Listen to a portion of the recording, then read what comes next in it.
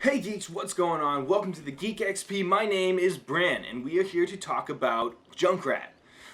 Particularly why I think he's a good class for new players to Overwatch to jump into when playing on defense.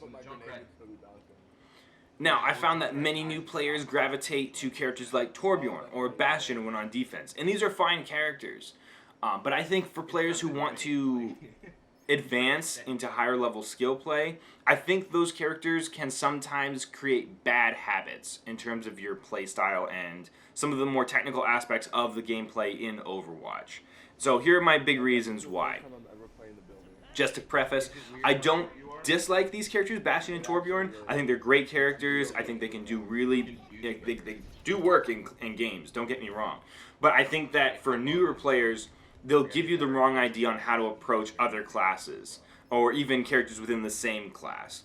So bear with me if you. This isn't. I'm not hating on Bastion and Torbjorn. These are just reasons why I think Junkrat is better for new players who are starting the game. So what habits am I talking about? Two big things that I want to talk about in this, and they'll seem like big, like duh, like of course these are good things to have, Bran. But they're surprisingly not present in these other characters, at least in one form or another, and that's aiming and movement. And again, obvious things, especially for a first-person shooter. But with Torbjorn and Bastion, you really only get one or the other. Bastion, once he's set up in Sentry mode, and most people will play, when you're playing Bastion, I'm going to go ahead and say that 80% of your game time is going to be in Sentry mode. Once you're set up, you're not moving. Especially if you're in the middle of a fight. If you're between fights, I highly encourage you to move to another position so you can surprise people where your turret fire is coming from. And then Torbjorn, once you're set up, you're probably not going to move your turret unless your team is forced back. Or unless a Widowmaker is making your life real hell, in which case you might want to move or just switch to a different character. And then there's aiming, in which Bastion you need to aim. You don't need to aim at people for very long before you melt them away. And then Torbjorn, most of your damage output is from your turret, so you don't really need to aim that much. And these are elements that, while present in each character, won't encourage you to use these elements in other characters as much. Now, you can always just say, like, well, I'm just going to play other characters and learn it from that way. That's fine. But if you're playing a lot of defense, and playing a lot of defense characters, I really recommend Junkrat because he brings both to the table in interesting ways that will encourage you to implement these mechanics into your gameplay style for the rest of the cast. Now, in terms of aiming, Junkrat exists in an interesting spot in which you must both aim and not aim. And what I mean by this is that his grenades explode after their third bounce if they don't hit something that they can damage. So for early level players, if your aim is not up to snuff like mine, then you can shell at people from afar while the rest of your allies are fighting. You can sort of sit back and lob grenades at where you know they're going to be. If you're on a payload map, shell where the payload is. Shoot your grenades below the payload and they'll explode and deal damage around it.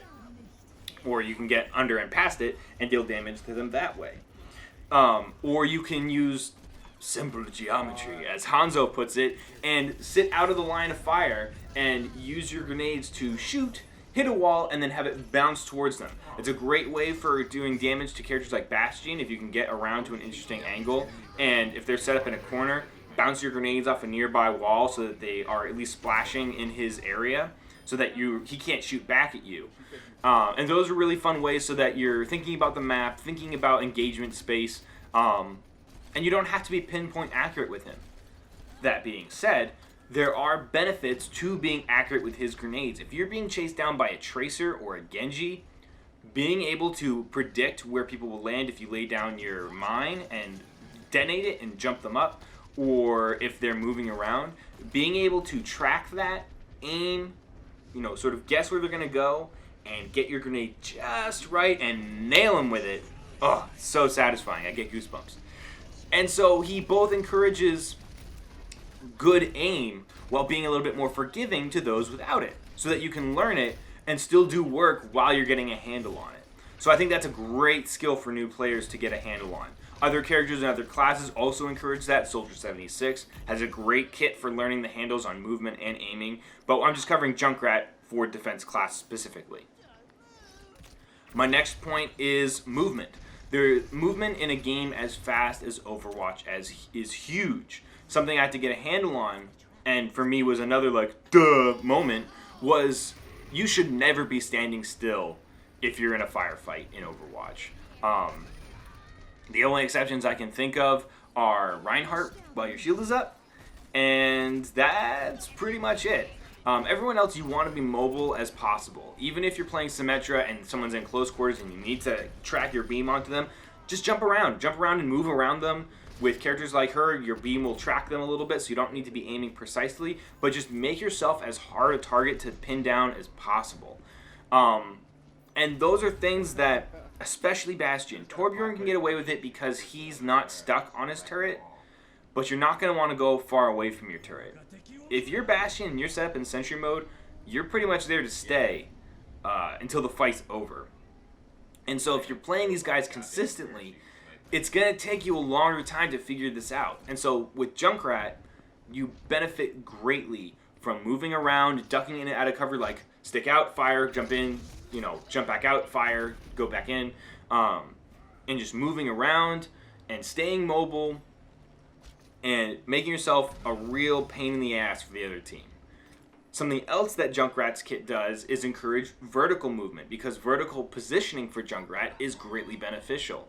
The aiming aspect of his frag launcher becomes much easier if you can look down and fire at your enemies from on high, because then you don't have to worry about as much on the arc of your weapon as you're just like pelting down below and punishing people. Like if you can get above and on the side of an enemy Reinhardt, he either has to keep his shield forward to protect him and his allies from the enemies in front, or he has to turn his attention to you to prevent the massive exploding splash damage that you're raining down on him and his allies.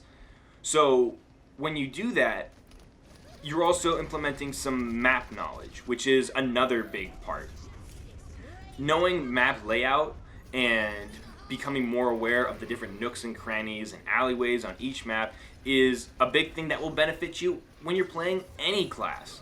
And so if you're playing a lot of defense characters because you like Bastion and Torbjorn, Junkrat is a good way to learn these things. And I don't want to sound like you can't learn these things as with other characters, but because they're inherently a little bit less mobile than Junkrat, the chances of you naturally finding these things is a little bit lower. If you're going out of your way to find them, you'll find them. But they also can't get to these spaces on their own. Like you need like a Mei to get a Bastion or a Torbjorn up to some place they wouldn't be able to normally get on their own. And that's fine, but if you're solo queuing, it's going to be awful hard to get that synergy working. Junkrat, you can do it on your own. Easier. Or more easily. Grammar. So yeah, map layout, because another thing I found when playing Junkrat is knowing good spots to lay down my snares. If I'm moving into a position to rain some pain down on my allies and lay down a snare trap behind me, knowing that, okay, this is the route that people are, like Genjis and Tracers are going to take to try to punish me from setting up here. Well, if I catch them in the trap, I can turn around and just shell them and boom, problem solved. It's also good to know where to set up your snare mine combo. If you know, okay, this is the route if we hold this main choke, this is the route that people are going to take to try to flank us. I can set up my mine and snare trap and hopefully outright kill a low health hero or greatly damage another one and discourage them from taking this because they know I'm aware of it and they're going to second guess every time they're going to have to go through there. You could have spots where you know the enemy is going to clump up. If it's on a payload map, it's on a control point map, assault, any of them. If you know where they're going to bulk up, then you know good spots where you can just sit back and shell them from afar and know where your grenades need to land.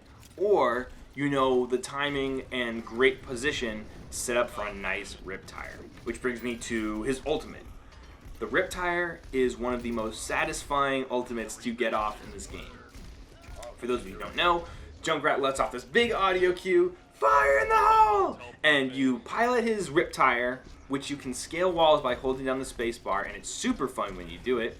And basically then you click to detonate it, and you do huge damage in a pretty decent splash.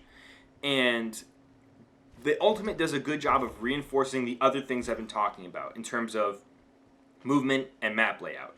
If you know good spots on the map, then you know how to navigate it, and you know how to use the scaling feature of the Riptire to climb things, in which you can come at them from a strange angle where they're all clumped up. A good team will hear that Riptire audio cue and spread out, so that you are only going to get like maybe one kill, but if you can make it a good kill, then you can make it worth it.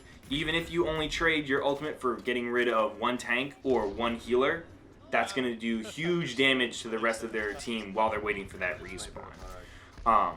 And so all of these parts of Junkrat's kit encourage you to be considering things that will greatly benefit you in every other class. You know, the aiming, movement, map awareness, map layout. These are all things that a good player needs to consider when playing in a game of Overwatch. And Junkrat does a beautiful job of sort of tying all those in while being a little bit more forgiving to newer players. Now, as a final little caveat, and this is just more opinionated, he's just a fun character to play. From his character design, from his dialogue lines, to the way his abilities work, he's just super fun. There's nothing more satisfying than being chased by a Genji, laying down a trap and a mine, and then watch him get snared and be like, bye, and then detonate it so that he explodes and either he'll die, or he'll fly away while you fly away, and then you can just shell him from afar. Or when you 1v1 a Tracer, and can throw out your left shift mine and detonate it and watch her just fly away.